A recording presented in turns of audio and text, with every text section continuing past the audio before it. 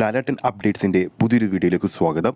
Social മീഡിയയും box ഓഫീസും കത്തിക്കുമെന്ന് പറഞ്ഞാൽ കത്തിച്ചിരിക്കും. അതാണ് ലാലേട്ടൻ ഫാൻസിൻ്റെ പവർ. ബുക്ക് മൈ ഷോയിൽ മറ്റൊരു ചരിത്ര നേട്ടം കൂടി കുറിച്ചിരിക്കുകയാണ് എമ്പുരാൻ. ഇന്നലെ 130-നടുത്തായിരുന്നുവെങ്കിൽ ചിത്രത്തിൻ്റെ ഇൻട്രസ്റ്റ് ഇന്ന് 160-ന് മുകളിലെത്തിയിരിക്കുകയാണ്. ചിത്രത്തിൻ്റെ കൂടുതൽ അപ്ഡേറ്റിലേക്ക് പോകാം. അതിനു മുമ്പ് നമ്മുടെ ചാനൽ ഇതുവരെ സബ്സ്ക്രൈബ് ചെയ്തിട്ടില്ലെങ്കിൽ ചാനൽ ഒന്ന് സബ്സ്ക്രൈബ് ചെയ്ത് സപ്പോർട്ട് ചെയ്യുക. ഈ വരുന്ന മാർച്ച് 27-ന് ലോകമെമ്പാടുമുള്ള തിയേറ്ററുകളിൽ അവതരിക്കുകയാണ് നമ്മുടെ എമ്പുരാൻ. ചിത്രത്തിന്റെ ആദ്യ ഷോ കേരളത്തിൽ ആരംഭിക്കുന്നത് രാവിലെ 6 മണിയോടുകൂടിയാണ്. ലേറ്റസ്റ്റ് ആയിട്ട് പുറത്തു വന്ന റിപ്പോർട്ടുകൾ പ്രകാരം ചിത്രത്തിന്റെ കേരള ഫാൻ ഷോ കൗണ്ട് 300 കടന്നിരിക്കുകയാണ്. കേരളത്തിൽ ആദ്യ ദിവസം ഏറ്റവും അധികം ഫാൻ ഷോ വെച്ചിരിക്കുന്നത് ലാലേട്ടൻ ചിത്രം തന്നെയാണ്. മരക്കാരായിരുന്നു ആദ്യ ദിവസം ഏറ്റവും കൂടുതൽ ഫാൻ ഷോ കൗണ്ട് വെച്ച ചിത്രം. ഏകദേശം 934 ഫാൻ ഷോ കൗണ്ടാണ് ചിത്രത്തിന് വേണ്ടി ഉണ്ടായിരുന്നത്. രണ്ടാം സ്ഥാനത്തുള്ളത് ലിയോ എന്ന ദളപതി വിജയ് ചിത്രമാണ്.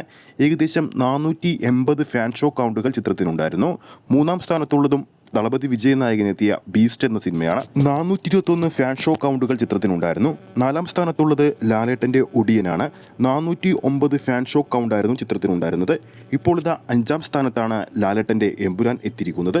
300-ന് മുകളിലുള്ള ഫാൻ ഷോ കൗണ്ട് ആരാധകർ കേരള ബോക്സ് ഓഫീസിൽ ഇതിനോടകം തന്നെ സംഘടിപ്പിച്ചു കഴിഞ്ഞു. കേരളത്തിൽ എമ്പുരാന് ഏറ്റവും അധികം ഫാൻ ഷോ കൗണ്ടുകൾ ഉള്ളത് തിരുവനന്തപുരത്തും എറണാകുളത്തുമാണ്. കഴിഞ്ഞ വീഡിയോയിൽ നമ്മുടെ പ്രേക്ഷകരെ അറിയിച്ചതുപോലെ തന്നെ മലയാള സിനിമ കണ്ടതിൽ വെച്ച് ഏറ്റവും ഉയർന്ന ഓവർസീസ് റൈറ്റ്സിന് ചിത്രം വിറ്റുപോയ കാര്യം നമ്മൾ പ്രേക്ഷകരെ അറിയിച്ചതാണ്.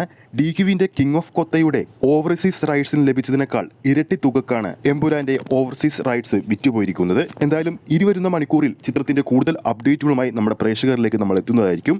വീഡിയോ ഇഷ്ടപ്പെട്ടെങ്കിൽ വീഡിയോ ലൈക്ക് ചെയ്യാനും ചാനൽ സബ്സ്ക്രൈബ് ചെയ്യുന്ന കാര്യം വീണ്ടും ഓർമ്മിപ്പിക്കുന്നു.